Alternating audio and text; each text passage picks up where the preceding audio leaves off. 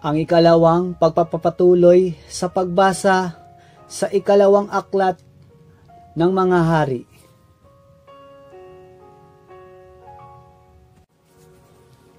Ikalawang hari, Kabanata 9. Binusan ng langis si Jeho upang maging hari.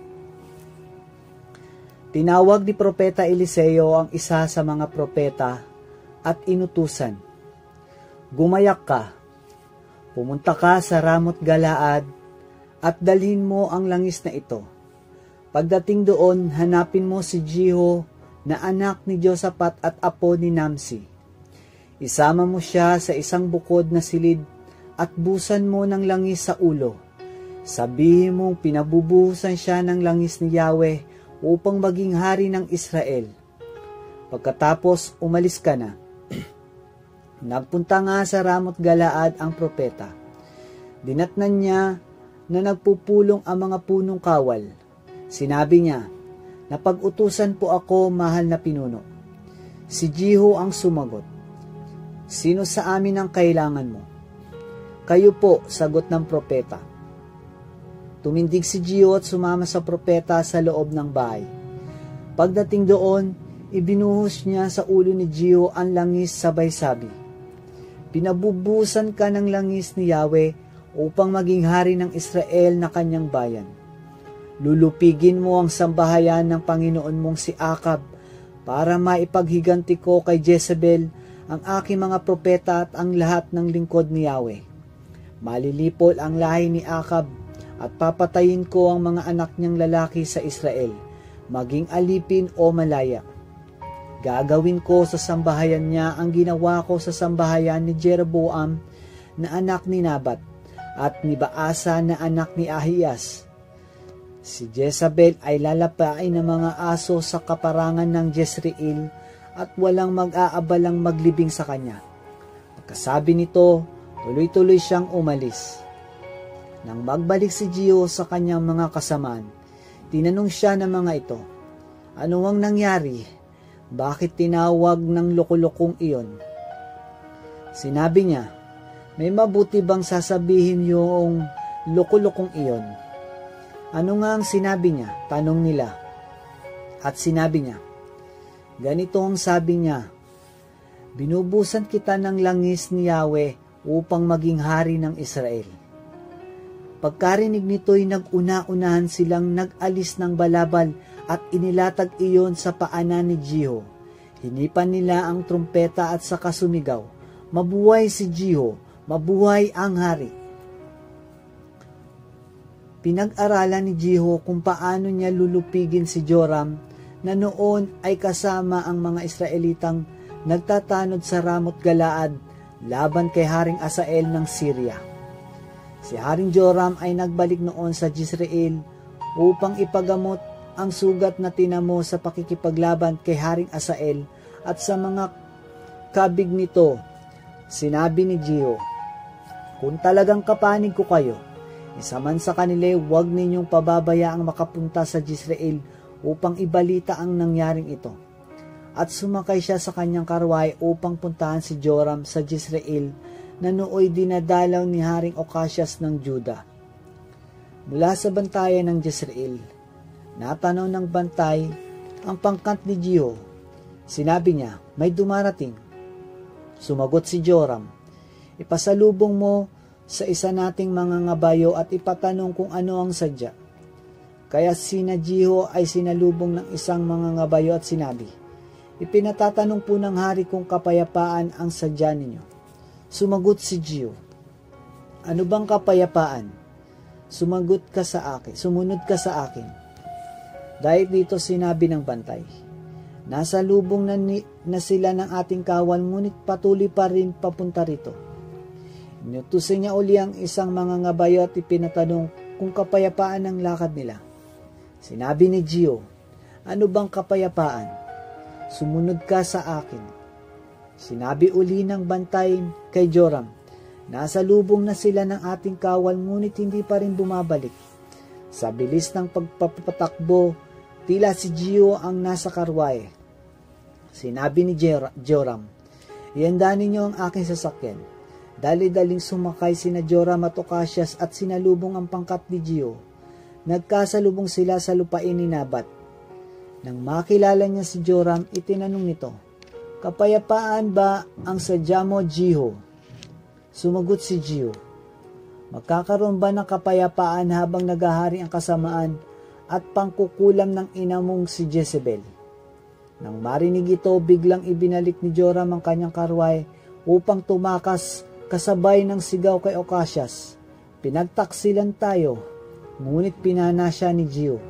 Tinamaan siya sa pagitan ng paypay at tumagos sa puso, at siya'y bumagsak sa loob ng karwahe.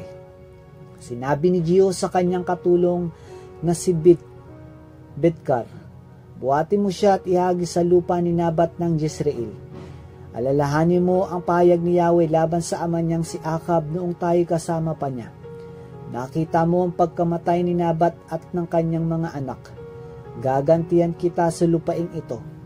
Kaya nga buhatin mo siya at ihagi sa lupa ni Nabat upang matupad ang kanyang salita." Nang makita ni Ocasias ang nangyari, tumakas siya papuntang Bet-Agan. Ngunit ipinapana rin siya ni Gio at siya'y bumagsak sa loob ng karwahe ng paahon ito sa Gur. Gayunman nakatakas siya sa Megiddo at doon namatay.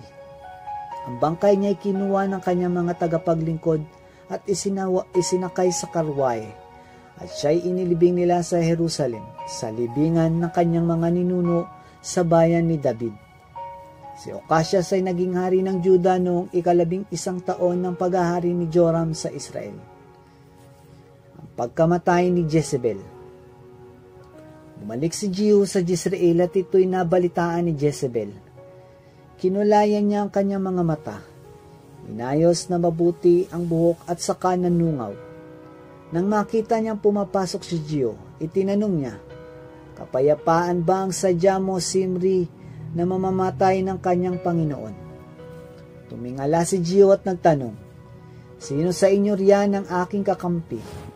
Nang dumungaw ang 2 o 3 eunuko, sinabi niya, "Ihulog ninyo ang babaeng iyan." Inihulog nga nila si Jezebel. Nang ito'y bumagsak sa lupa, tumilamsik sa pader at sa mga kabayo ang kanyang dugo, at ang bangkay ay pinasagasaan nila sa karwahe. Pumasok si Jehu at kumain at uminom. Maya-maya sinabi niya, "Tingnan ninyo ang sinumpang babaeng iyon at inyong ilibing pagkat anak din siya ng hari." Nang tignan nila, wala na silang nakita kundi ang ulo, mga kamay at paa nito. Nang ibalita nila ito kay Jehu, sinabi nito, "Ito'y katuparan ng sinabi ni Yahweh sa pamamagitan ni Propeta Elias na si Jezebel ay lalapain ng mga aso sa kaparangan ng Jezreel. Parang duming sasambulat ang kanyang bangkay at walang makakakilala sa kanya." Ikalawang Hari, Kabanata 10. Nilipol ni Jehu ang sambahayan ni Akab. Si Akab ay may 70 anak na lalaki sa Samaria. Sinulatan ni Jehu ang mga pinuno ng lungsod, ang matatanda at ang mga tagapag-alaga ng mga anak ni Akab. Anang sulat, "Sinulatan ko kayo, yamang kayo ang nag-aalaga sa sambahayan ng inyong Panginoon, sa mga karwahe at mga kabayo, mga sandata at sa lungsod na paliligiran ng pader. Piliin ninyo ang pinakamahusay sa mga anak ng inyong Panginoon. Siya ang gagawin ninyong hari upang ipagtanggol ang inyong bayan." Sinidlan sila na matinding takot pagkat naisip nila na kung yaong 2 hari ay nalupig ni Jehu, sila pa kaya ang hindi. Kaya sinagot nila ang sulat ni Jehu at kanilang sinabi, "Nahahanda kaming paalipin sa inyo. Susundin namin ang lahat na ipagagawa ninyo sa amin. Hindi kami maglalagay ng hari. Gawin na po ninyo ang inaakala ninyong mabuti." Sinulatan sila uli ni Jehu. Ang sabi sa sulat, "Kung talagang kakampi kayo sa akin at handang sumunod sa ibig ko, pugutan ninyo ang mga anak ng inyong Panginoon at dalhin dito sa Jezreel bukas ng ganitong oras." Ang 70 anak ng Haring Akab ay nasa pangangalaga ng mga pangunahing lalaki ng lungsod. Pagkatanggap nila sa sulat, pinugutan nila ang mga anak ng hari at ang mga uloy inilagay sa mga basket at ipinadala kay Jehu sa Jezreel. Pagdating doon, sinabi sa kanya ng mga tagapagbalita, "Narito na po ang mga ulo ng mga anak ni Akab." Sinabi ni Jehu, "Pagdalawahin ninyong munton sa may pagpasok ng bayan at hayaan ninyo roon hanggang bukas ng umaga." Kinaumagahan, lumabas siya ng palasyo at sinabi sa mga tao, "Kayo ang humatol. Kung ako ang pumatay sa aking Panginoon, sino naman ang pumatay sa mga ito?" Natupad ngayon ang lahat ng sinabi ni Yahweh tungkol kay Akab sa pamamagitan ni Propeta Elias. Wala ngang itinira si Jehu sa sambahayan ni Akab. Pinatay niyang lahat ang tauhan nito at ang mga kaibigan, pati ang mga saserdote. Pagkatapos pumunta si Jehu sa Samaria, sa daan sa may silungan ng mga pastol, ay nasalubong niya ang mga kamag-anak ni Haring Ocasyas ng Juda. Sila'y tinanong niya, "Sino kayo?" "Mga kamag-anak po ni Haring Ocasyas. Naparito kami upang dalawin ang mga anak ng hari at ng reyna." Tugon nila. Ipinahuli niya ang mga ito at ipinapatay sa may tambakan, sa tabi ng silungan. Wala siyang ipinatirang buhay. Lahat-lahat ng napatay ay 42.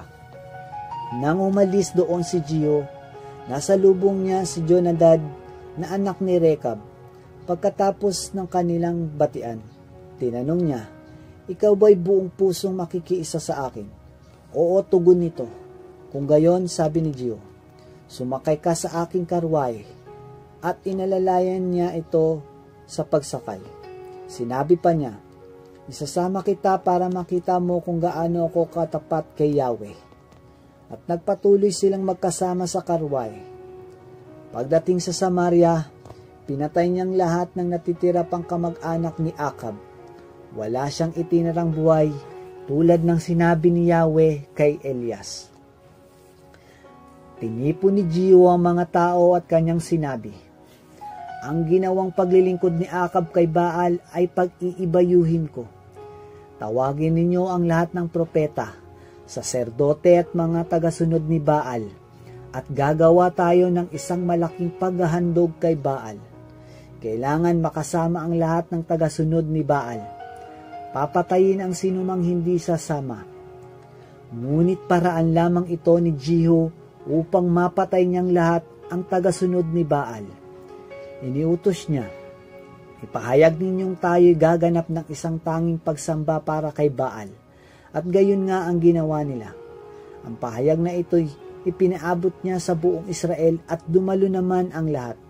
Ano pat punong-puno ang templo ni Baal.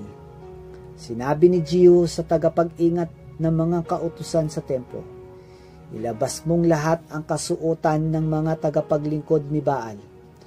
Sumunod naman ito. Pumasok siya sa templo kasama si Jonadab na anak ni Rekab. Sinabi niya sa mga lingkod ni Baal, "Tingnan ninyong mabuti at baka may lingkod si Yahweh na nahalo sa inyo." Pumasok siya upang ialay ang mga handog na susunugin. Si Jehu ay nagtalaga ng 80 tauhan sa labas ng templo. Bago siya umalis ay kanyang sinabi, "Bantayan ninyong mabuti ang mga taong ito. Kayo ang papatayin ko kapag may nakatakas, nang maihain ang mga handog na susunugin." Pinapasok niya ang mga kawal at ang mga pinuno at ipinapatay ang lahat ng nasa loob, saka isa-isang inihagis sa labas. Nagtuloy sila sa kaloob-looban ng templo. Inilabas ang mga sagradong haligi sa templo ni Baal at sinunog. Pagkatapos, winasak nila ang rebulto at iginuho ang templo, tulad ng makikita hanggang ngayon. Gayon ang ginawa ni Jehu upang maalis sa Israel ang pagsamba kay Baal. Ngunit sinundan din niya ang kasamaan ni Jeroboam na anak ni Nabat, ang pagsamba sa guyang ginto sa Betel at Dan na siyang naging dahilan ng pagkakasala ng Israel. Sinabi ni Yahweh kay Jehu, dahil sa paglipol mo sa sambayan ni Akab na siya kong nais mangyari, sa lahi mo magmumula ang hari ng Israel hanggang sa ika-4 na salin. Ngunit si Jehu ay hindi nagpatuloy sa pagsunod sa kautusan ni Yahweh, ang Diyos ng Israel. Tinularan niya ang masamang gawa ni Jeroboam na nag-akay sa Israel upang magkasala. Nang panahong iyon, pinabayaan ni Yahweh na masakop ng ibang kaharian ang ibang lupain ng Israel. Unti-unti na silang nagapi ni Hazael. Nakuha na sa kanila ang gawing silangan ng Hordan, ang buong Galaad, Gad, Ruben at Manases mula sa Aroer sa may kapatagan ng Arnon pati ang Galaad at ang Basan. Lahat ng ginawa ni Jehu ay nakatala sa kasaysayan ng mga hari ng Israel. Namatay siya at inilibing sa Samaria at ang anak niyang si Joakas ang pumalit sa kanya bilang hari. Ang paghahari ni Jehu sa Israel ay tumagal ng 28 taon. Ikalawang Hari, Kabanata 13. Ang paghahari ni Joakas sa Israel. 23 taon nang nagahari si Joas na anak ni Okasya sa Juda nang maghari sa Israel si Joakas na anak ni Jehu, at tumagal ng 17 taon. Tinularan niya ang masamang gawain ni Jeroboam na anak ni Nabat na siyang naging dahilan ng pagkakasala ng Israel. Dahil dito nagalit si Yahweh sa Israel, kaya ipinalupig niya ito kay Haring Asael ng Syria at sa anak nitong si Ben-Hadad. Dumulog si Joakas kay Yahweh at pinakinggan naman siya pagkat alam niya ang laki ng hirap na dinaranas ng Israel sa kamay ni Hazael. Kaya sila'y binigyan ni Yahweh ng isang tagapagligtas na siyang nagpalaya sa kanila sa kapangyarihan ng Syria, at muling naghari sa kanila ang kapayapaan. Ngunit tinularan din nila ang kasamaan ni Jeroboam na siyang naging dahilan ng pagkakasala ng Israel. Pinanatili nila sa Samaria ang Diyos-Diyosang si Asherah. Kaya't dinurog ni Haring Asael ng Syria ang hukbo nila. Walang natira sa hukbo ni Joakas maliban sa 50 mga ngabayo, 10 karwae at 10,000 kawal. Lahat ng ginawa ni Joakas ay nakatala sa kasaysayan ng mga hari ng Israel. Namatay siya at inilibing sa Samaria, sa libingan ng kanyang mga ninuno. Ang umalilis sa kanya ay ang anak niyang si Joas. Ika-37 taon ng paghahari ni Joas sa Juda, nang si Joas na anak ni Joakas ay maghari sa Israel. Tumagal ito ng 16 na taon. Hindi siya naging karapat-dapat kay Yahweh pagkat sinundan din niya ang masamang bakas ni Jeroboam, at siyang naging dahilan ng pagkakasala ng Israel. Ang lahat ng ginawa ni Joas, pati ang paglupig niya kay Haring Amasias ng Juda ay nakatala sa kasaysayan ng mga hari ng Israel. Namatay si Joas at tinilibing sa Samaria, sa libingan ng mga hari ng Israel. Si Jeroboam ang pumalit sa kanya. Ang huling pahayag ni Eliseo at ang kanyang pagkamatay. Si Eliseo ay nagkasakit ng maluba at dinalaw siya ni Haring Joas ng Israel. Lumuluha nitong sinabi, "Paano kami ngayon, ama na lakas at pag-asa ng Israel?" Sinabi ni Eliseo, "Kumuha ka ng pana at mga palaso." Kumuha naman siya. Sinabi uli ni Eliseo, "Banatin mo ang pana." Binanat naman ito ng hari at ipinato ni Eliseo sa kamay ni Joas ang kanyang mga kamay. Sinabi ni Eliseo, "Ibukas mo ang bintana sa gawing silangan at itudla mo ang palaso." Sinunod naman ito ni Joas. Sinabi ni Eliseo, "Yan ang palaso ng pagtatagumpay ni Yahweh laban sa mga taga-Syria. Lalabanan mo sila Apek hanggang sa sila'y malipol. Ngayon, kumuha ka uli ng mga palaso at itudla mo sa lupa. Duktong pa nito." Sumunod uli si Joas. Makiitlo siyang tumudla sa lupa sa kahuminto. Dahil dito'y pagalit na sinabi ni Eliseo, bakit 3 beses ka lamang tumudla? Sana'y 5 o 6 na beses para lubusan mong malupig ang Syria. Sa ginawa mong iyan, 3 beses ka lang magtatagumpay sa Syria. Namatay si Eliseo at inilibing. Nang panahong iyon, nakaugalian na ng mga Moabita na salakay ng Israel taon-taon. Minsan may mga Israelitang naglilibing ng isang lalaki. Walang ano-ano'y may natatanaw silang pangkat na palapit sa kanila. Kaya't dali-dali nilang ipinasok ang bangkay sa libingan ni Eliseo. Nang ito'y sumayad sa kalansay ni Eliseo, nabuhay ang bangkay at bumangon. Ang digmaan ng Israel at Syria. Ang Israel ay pinahirapan ng Haring Hazael ng Syria sa buong panahon ng paghahari ni Joakas. Ngunit kinabagan sila ni Yahweh dahil sa tipan niya kina Abraham, Isaac at Jacob. Kaya hindi niya ito lubusang nilalayuan pagkat ayaw niyang malipol ang mga ito. Nang mamatay ang Haring Hazael ng Syria, ang anak niyang si Ben-Hadad ang pumalit sa kanya. 3 beses siyang natalo ni Joas at nabawi nito ang lahat ng lungsod ng Israel na nasakop ni Hazael sa panahon ng paghahari ni Joakas na ama ni Joas.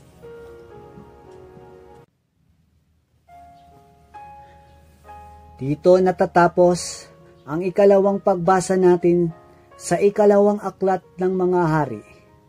Patuloy ninyo akong sundan para sa iba pang pagbabasa. Salamat sa inyong pakikinig at pagpalain kayo ng Panginoon.